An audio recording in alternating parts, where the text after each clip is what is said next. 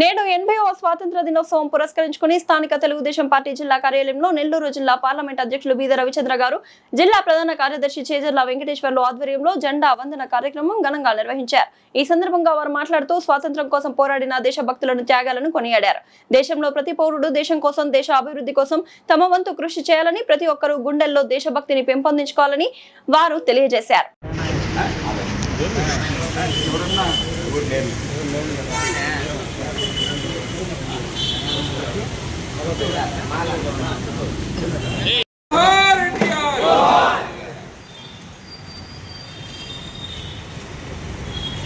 Okay sir.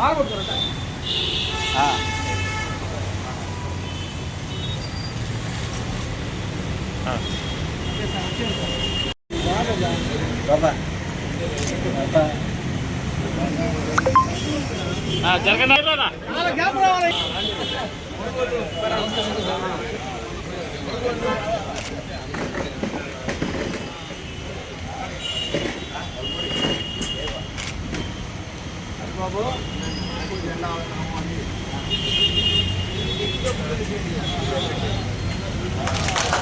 Bharat माता की जय, भारत माता की जय, भारत माता की जय।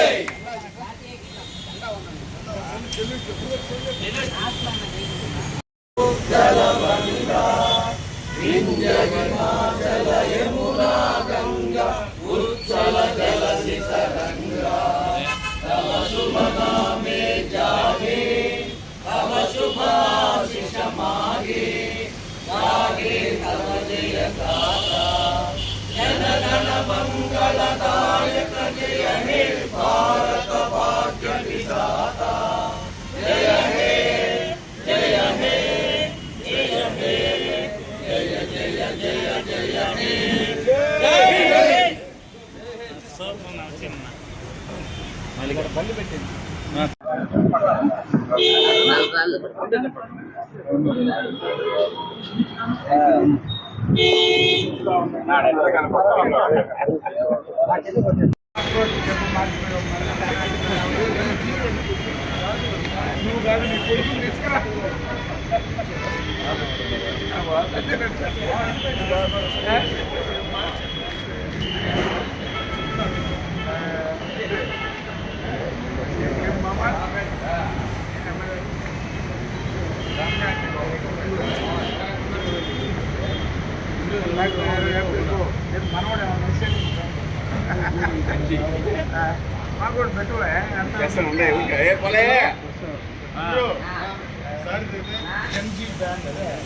స్వాతంత్ర దినోత్సవ సందర్భంగా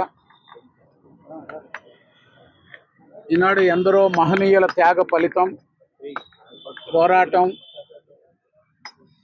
భారతదేశ స్వాతంత్ర సాధనలో వారి యొక్క త్యాగాలను మరొకసారి గుర్తు చేసుకుంటూ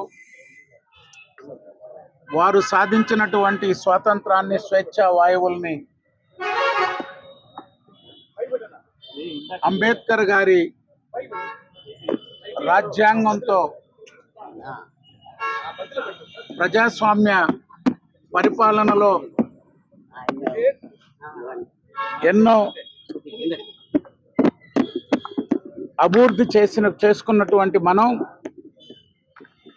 భవిష్యత్తులో 2047కి వికసిత్ భారత్ లక్ష్యంగా ప్రపంచంలో భారతదేశాన్ని అగ్రగామిగా తీర్చిదిద్దాలనేటువంటి లక్ష్యంతో ప్రధానమంత్రి నరేంద్ర మోడీ గారు వికసిత్ భారత్ కార్యక్రమాన్ని చేపట్టడం జరిగింది. దానిలో భాగంగా వికసిత్ ఆంధ్రప్రదేశ్ 2047 లక్ష్యంగా గౌరవ ముఖ్యమంత్రి నారా చంద్రబాబు నాయుడు గారు ఆంధ్రప్రదేశ్ని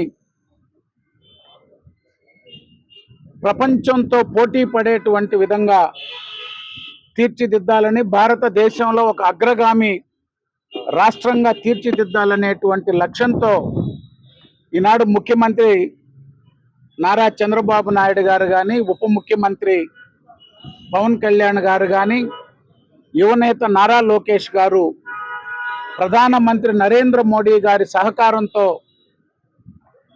ఆంధ్రప్రదేశ్ని అభివృద్ధిలో పరుగులెత్తిస్తున్నారు.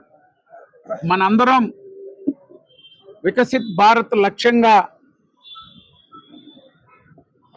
ప్రతి ఒక్కరం ఆ త్యాగదనులు ఏ ఆశయాలతో, ఏ లక్ష్యాలతో మనకి స్వాతంత్రాన్ని అందించారో 2047 నాటికి రాష్ట్రం, దేశం అభివృద్ధి లక్ష్యంగా ప్రతి ఒక్కరూ ఈ స్వాతంత్ర దినోత్సవ సందర్భంగా ప్రతిజ్ఞ పూనాలని, దాంట్లో భాగస్వామ్యులు కావాలని కోరుకుంటున్నాను.